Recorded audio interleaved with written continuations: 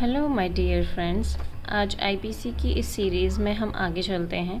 Last video में हमने 80 तक कवर कर लिया था। अगर जिन्होंने भी वो वीडियो नहीं देखी है तो जाके प्लीज़ उसको देख लें।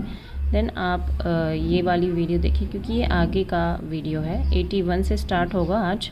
तो चलो चलते हैं, लेट्स गेट स्टार्टेड। सेक्शन 81 में act likely to cause harm. Act जो होता है वो लाइकली टू कॉज हार्म होता है, मतलब आपको वो हार्म पहुंचा सकता है, but done without criminal intent, लेकिन उसमें क्रिमिनल इंटेंशन नहीं होती है। And to prevent other harm, और वो क्यों किया जाता है? क्योंकि दूसरा जो हार्म होता है या दूसरी जो एक्ट हो रहा होता है जिससे बड़ा नुकसान हो सकता है, तो उसको प्रिवेंट करने के लिए ये एक्ट किया जाता है। तो इसमें वही लिखा है, nothing is an offence merely by reason of its being done with the knowledge that it is likely to cause harm. यह नॉलेज है उस इंसान को कि इससे कॉज मतलब हार्म हो सकता है, लेकिन if it be done without any criminal intention, अगर वो इंटेंशन यह नहीं रखता कि उसकी कोई क्रिमिनल इंटेंशन नहीं है कि मैं उसको कॉज हार्म करूं, लेकिन जब कोई बड़ा आपका कोई काम हो रहा होता है तो दूसरा बड़ा हानि पहुंचाने के बजाय आप छोटा हानि पहुंचा सकते हैं। छोटे अमाउंट पे आप अपने उसको हार्म कर सकते हैं, लेकिन किसी बड़े हार्म को रोकने के लिए। तो यही बात की गई है इस 81 सेक्शन में। देन 82 सेक्शन आता है, act of a child under 7 years. इसमें 7 ईयर्स के नीचे वाले बच्चे आते हैं जो एक्ट करते हैं, तो वो 82 में कवर होते हैं। वो बच्चे अगर एक्ट करते हैं जो 7 ईयर्स से कम हैं, ये 7 ईयर्स तक हैं, तो वो उनको ऑफेंस नहीं माना जाएगा अगर वो कुछ भी ऑफेंस करते हैं। Nothing is an offence which is done by a child under 7 years of age. Then section 83, act of a child above 7 and under 12 of immature understanding. 83 में भी बच्चे का जिक्र हुआ है, बट यहाँ पे 7 से ऊपर है और 12 तक है, मतलब 12 से छोटा होना चाहिए और 7 से ऊपर होना चाहिए।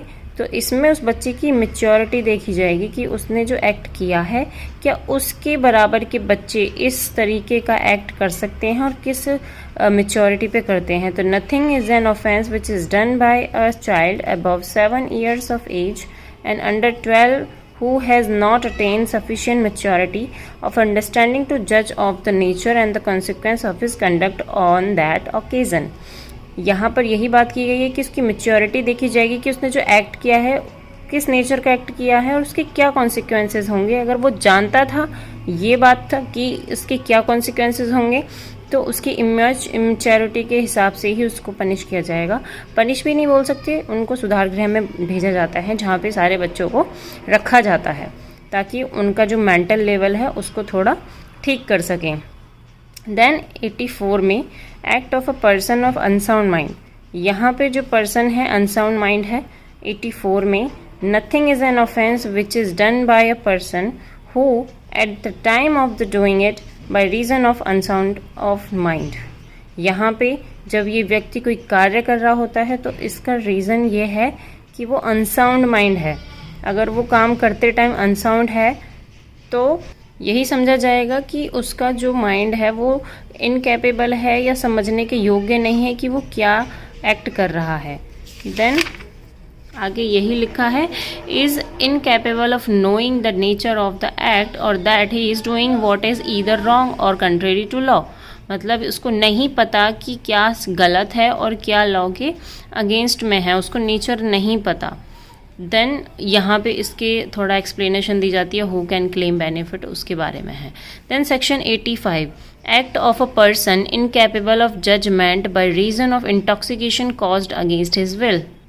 यहाँ पर उस पर्सन के बारे में बात की गई है जो इंटॉक्सिकेशन है, मतलब उसको लिकर वगैरह या शराब पिला दी गई है उसकी विल के अगेंस्ट। ये है एक्सेप्शन है, ठीक है। ये नहीं है कि आप खुद कर लो, इंटॉक्सिकेट हो जाओ और किसी पर नाम लगा दो, नहीं। यहाँ पे आपकी विल के अगेंस्ट में होना चाहिए, तभी आप इसका डिफेंस ले सकते हैं, अदरवाइज नहीं। Nothing is an offence which is done by a person who at the time of doing it is by reason of intoxication incapable of knowing the nature of the act or that he is doing what is either wrong or contrary to the law provided that the thing which intoxicated him was administered to him without his knowledge or against his will. Means कि उसकी will के against में और उसको knowledge नहीं थी कोई भी, जब उसको दिया जा रहा था लिकर, और उसने जब वो एक्ट किया तो उसको नॉलेज नहीं थी, ना उसके कॉन्सिक्वेंसेस पता थे, ना उसका नेचर पता था। वो टोटली इनकैपेबल था क्योंकि समझने के लिए कि वो क्या कर रहा है, क्योंकि वो इंटॉक्सिकेटेड था, उसको किसी ने इंटॉक्सिकेट करा दिया था उसकी विल के अगेंस्ट, उसकी मर्जी के खिलाफ उसको नशे का पदार्थ पिला दिया गया था, और जब वो कार्य कर रहा था तो उसको नहीं पता था कि वो क्या कर रहा है। तो इस कंडीशन में वो इसका डिफेंस ले सकता है। सेक्शन 85 ये बोलता है। Then 86, offence requiring a particular intent or knowledge committed by one who is intoxicated. It means in case where an act done is not an offense, जो एक्ट किया गया है वो ऑफेंस नहीं है, unless done with the particular knowledge, जब तक कि उसको नॉलेज हो और इंटेंट है, मतलब उसको कार्य करने के लिए इंटेंशन है, वो करना चाहता है। A person who does the act, जो कार्य करता है स्टेट ऑफ इंटॉक्सिकेटेड, मतलब खुद से लेके वो इंटॉक्सिकेटेड है, ठीक है, उसने वो कार्य किया है, उसको नॉलेज भी है, इंटेंशन भी है वो करने की। Shall be liable to be dealt, मतलब फिर लायबल होगा, ठीक है, with as if he had the same knowledge as the would have had, लेकिन उसको उसने क्या किया है और वो उसको नॉलेज होगी। He had not been intoxicated, कि अगर वो नहीं, अगर इंटॉक्सिकेटेड नहीं होता तो unless the thing which intoxicated, अगर इसके विपरीत अगर इंटॉक्सिकेटेड होता है, was administered to him without his knowledge against his will, अगर वो इसके विल अगेंस्ट विल के नॉलेज के उसके होता है तभी उसको ये डिफेंस मिलेगा, अदरवाइज नहीं। मीन्स कि यहाँ पे ना जो पहले वाला सेक्शन है 84, उसके अगेंस्ट में, मतलब उसके विपरीत ही बता रहा है कि अगर आप ड्रंक हैं, इंटॉक्सिकेटेड हैं, अगर आपकी विल के अगेंस्ट में है तो ठीक है, आपको डिफेंस मिल जाएगा इसका। अगर अदरवाइज़ आप वो एक्ट कर रहे हैं, मतलब इंटॉक्सिकेटेड हैं, आपने नशीला पदार्थ ले रखा है, और आप इसका बहाना लें कि मुझे नहीं पता था कि मैं क्या कर रहा हूँ, ना मुझे नेचर पता है ना ये, और उसका आपकी इंटेंशन भी, आपको सब कुछ पता है नशे की हालत में, लेकिन फिर भी आप वो काम कर रहे हैं, तो आप यहाँ पे ये डिफेंस नहीं ले सकते कि मैं नशे में था और मैंने ये कार्य जानबूझकर नहीं किया, तो आप इसका डिफेंस नहीं ले सकते। 85 ये कहता है। देन 86 में offence requiring a particular intent or knowledge committed by one who is intoxicated, यहाँ पे भी यही बात कर रहा है कि अगर कोई ऑफेंस है किया है तो ऑफेंस में क्या रिक्वायर होती है, उसकी इंटेंशन और नॉलेज, ठीक है, और मतलब इंटॉक्सिकेटेड है तो ही उसकी इंटेंशन और नॉलेज उसमें वहाँ पे मैटर करती है। तो यहाँ पे वही बोला गया है, in case where an act done is not an offence, अगर कोई एक्ट करता है और वो ऑफेंस नहीं है, अनलेस, कब तक नहीं है वो, done with a particular knowledge और intention, a person who does the act in a state of intoxication shall be liable to be dealt with as if he had the same knowledge as he would have had, मतलब उसको अगर knowledge थी कि ये काम होगा, इस तरीके का होगा, उसको नॉलेज है, अगर वो ड्रंक भी है तो उसको ये, जैसे ये काम मैं करूँगा तो ये परिणाम होगा, तो अगर उसकी चीज़ की नॉलेज थी, same knowledge as he would have, कि ये होगा, he had not been intoxicated, अगर वो इंटॉक्सिकेटेड नहीं होता, unless the thing which intoxicated from administered to him without his knowledge और अगेंस्ट हिज विल, ये भी वही सेम बात बोल रहा है, बट यही है कि इनको सेक्शन बढ़ाने होते हैं, और क्या है। चलो नेक्स्ट में चलते हैं, सेम इनका मीनिंग है, आप इसको वही समझ लीजिए जो 85 में है और 86 में है। यहाँ पे बस रिक्वायर क्या है, इंटेंशन नॉलेज, मतलब ये है इंटेंशन और नॉलेज तो है, बट किसी के मतलब साइन वाइन करवा के आप वो काम करते हो, ये सब तो नीचे वाले में आएगा, बट 86 और 85 सेम नेचर के हैं। देन हम 87 पे आते हैं, ये इम्पोर्टेंट है, एक्ट नॉट इंटेंड, ये 86 और 85 नहीं है इतने, act not intended and not known to be लाइवली to cause death or grievous hurt done by consent.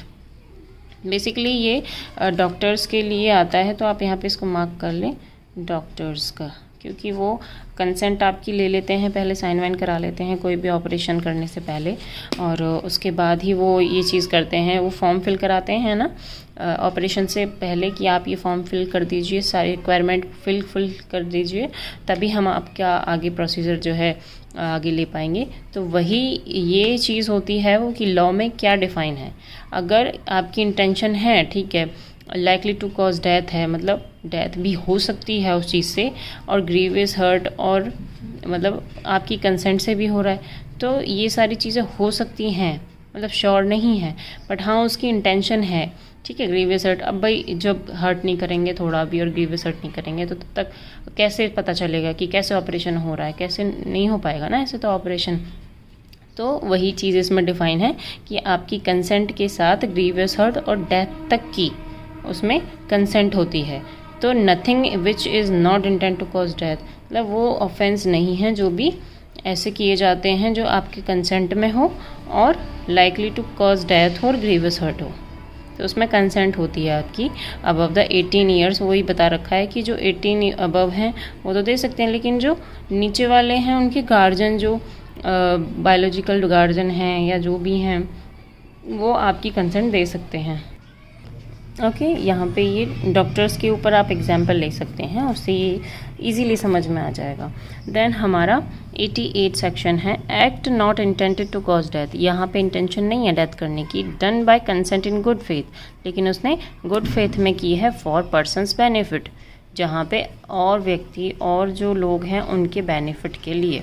Nothing which is not intent to cause death is an offence, कोई भी ऐसा offence नहीं है जो डेथ कारित किया गया है by the reason of any harm which may cause, जो अदर हार्म है उसको ना करने से, और भी मतलब रोकने से, or be intended by the doer to cause, or be known by the doer to be likely to cause, or to any person for whose benefit it is done in good faith and who has given a consent, whether express or implied, or no suffer that harm or to take the risk of that harm।